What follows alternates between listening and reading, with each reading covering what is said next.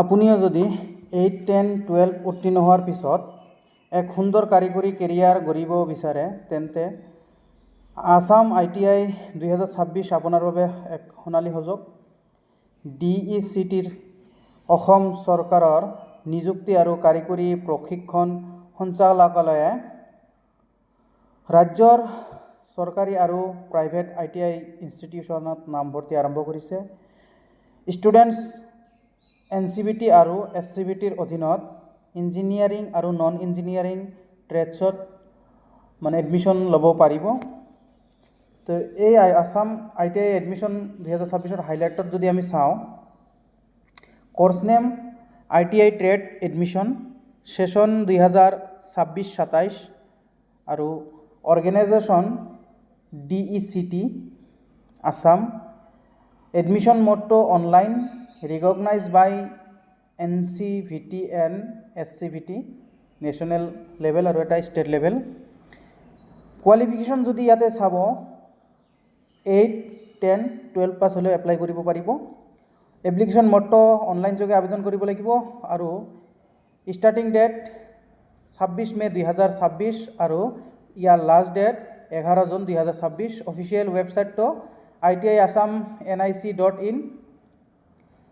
ইয়াতে যদি ডিটেইলছ আমি চাওঁ যে admission is offered different engineering and non engineering trades under NCVT আছে, SCVT আছে।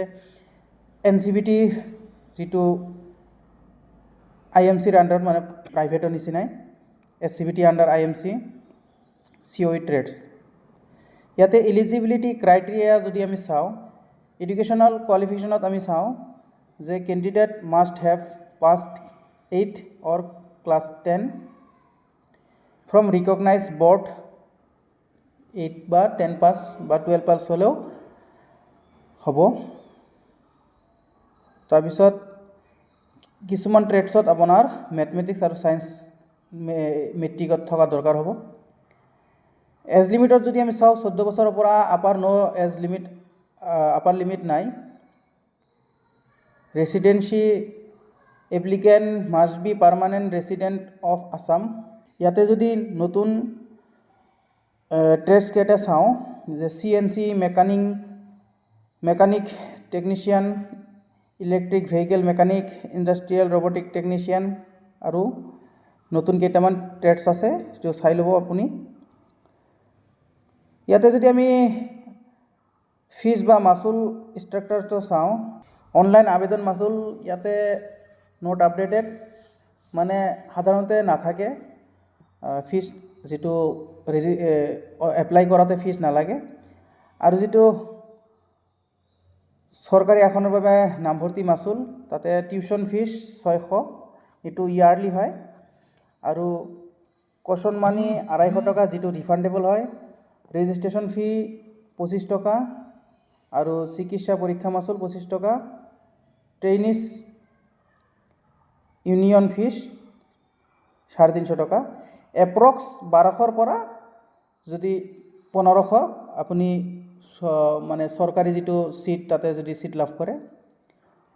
আৰু যিটো সেই একেই ইনষ্টিটিউশ্যনত যিটো IMC পেইড কোৰ্ছ হয়, তাতে আপুনি যদি চায় যে প্ৰতি বছৰে প্ৰায় 16,500 টকা আশে পাশে এক বছৰত যায়। আৰু যদি প্ৰাইভেট ITIৰ কথা কওঁ আমি, তাতে আনুমানিক বাৰ্ষিক 15,000ৰ পৰা 45,000লৈকে আপোনাৰ খৰচ যায়, য'ত ইলেক্ট্ৰিচিয়ান, ফিটাৰ, ডিজেল মেকানিক, কোপা আদি ট্ৰেডছৰ ফিজ প্ৰতিষ্ঠান ভেদে বেলেগ বেলেগ হ'ব পাৰে। স্কলাৰশ্বিপ আৰু DBT সুবিধা যে অসম চৰকাৰৰ জনজাতীয় পৰিষদ বিভাগে SC, ST আৰু অন্যান্য সংৰক্ষিত শ্ৰেণীৰ আৰ্থিক পিছপৰা ছাত্ৰ ছাত্ৰীসকলৰ বাবে স্কলাৰশ্বিপ আৰু জলপানৰ সুবিধা দিয়ে। ডাইৰেক্ট বেনিফিট ট্ৰেন্সফাৰ DBT যোগে ছাত্ৰ ছাত্ৰীৰ বেংক একাউণ্টলৈ ফিজৰ এটা অংশ ঘূৰাই দিয়া হয়। এতিয়া এডমিশ্যন প্ৰচেছটো 2026টো আমি ইয়াতে চাওঁ যে প্ৰথমতে অনলাইন ৰেজিষ্ট্ৰেশ্যন কৰিব লাগিব। তাতে আপলোড ডকুমেণ্ট, এডুকেশ্যনেল চাৰ্টিফিকেট কৰিব লাগিব। তাৰপিছত ডকুমেণ্ট ভেৰিফিকেশ্যন হ'ব। তাৰপিছত choice filling, of ITI and trades হ'ব। এইটো ইয়াতে এটা কথা কওঁ, এইটো কোনো এণ্ট্ৰেঞ্চ এক্সাম নহয়, এইটো মেৰিট বেছড হ'ব, যিটো আপোনাৰ 10th বা মেট্ৰিকৰ যিটো মাৰ্ক থাকে তাৰ ওপৰত ভিত্তি কৰি হয়। অৱশ্য ইয়াতে কিছুমান কেটাগৰীৰ বাবে ছিট ৰিজাৰ্ভেশ্যন থাকে, যিটো ইয়াতে আপুনি তাৰপিছত যদি ৰিকুৱাৰ্ড ডকুমেণ্টৰ কথা ইয়াতে আলোচনা কৰোঁ, যে HSLC এডমিট কাৰ্ড লাগিব, পাছ চাৰ্টিফিকেট লাগিব আৰু মাৰ্কশ্বিট লাগিব, পাছপৰ্ট চাইজ ফটোগ্ৰাফ লাগিব, চিগনেচাৰ যদি কাষ্ট চাৰ্টিফিকেট থাকে লাগিব, ৰেচিডেঞ্চিয়েল চাৰ্টিফিকেট লাগিব, EWS PWD চাৰ্টিফিকেট যদি থাকে লাগিব। তাৰপিছত ইম্পৰ্টেণ্ট ডেটছৰ বিষয়ে যদি ইয়াতে অভাৰভিউ এটা চাওঁ, যে 26 মে 2026 এপ্লিকেশ্যনটো আৰম্ভ হ'ব আৰু লাষ্ট ডেট হ'ব 11 জুন 2026। ডকুমেণ্ট যিটো ভেৰিফিকেশ্যন হ'ব, এইটো এক সপ্তাহ পিছতে হৈ যায়, সাধাৰণতে জুনতে হ'ব। চইচ ফিলিং যিটো আপোনাক চইচ দিব, ট্ৰেডছ কোনটো চইচ কৰিব পাৰিব, সেইটো জুনতে হৈ যাব। যিটো নটিফিকেশ্যন আপোনালোকে অফিচিয়েল ৱেবছাইটত পাব, বা যিটো কলেজত আপুনি আবেদন কৰিব সেইটো খবৰ ল'লেও আপুনি খবৰ পাব। ছিট এলটমেণ্ট এই জুন জুলাইৰ ভিতৰতে হ'ব। গতিকে এইটো যদি অনলাইন কেনেকৈ আবেদন কৰিব পাৰি, এইটোৰ বিষয়ে মই নেক্সট এটা ভিডিঅ' বনাম। নিশ্চয় যদি আপোনালোকক লাগে কমেণ্টত জনাব।